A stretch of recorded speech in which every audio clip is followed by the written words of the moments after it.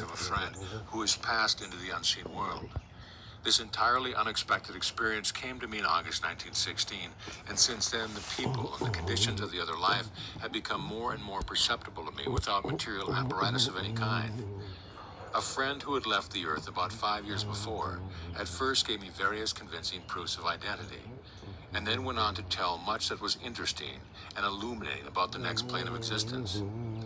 A few days later, a heavenly teacher also came to speak to me through my unseen friend, and I could hear his voice even more clearly.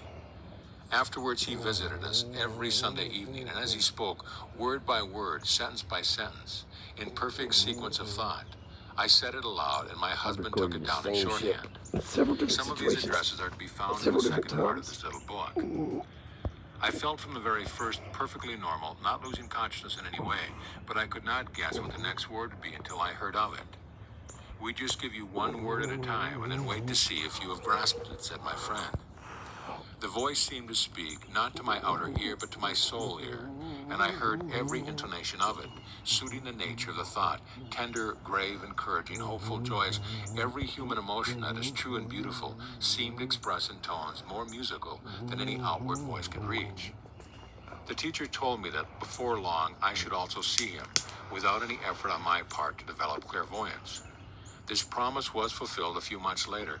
I was walking alone by the sea, when in one sudden flash I saw a tall figure beside me, clad in shining raiment that looked like moonlight, and with a face so wonderfully calm and beautiful that I could not forget it. I saw silver sandals upon the feet, and then the vision faded, but I again heard the now well-known voice.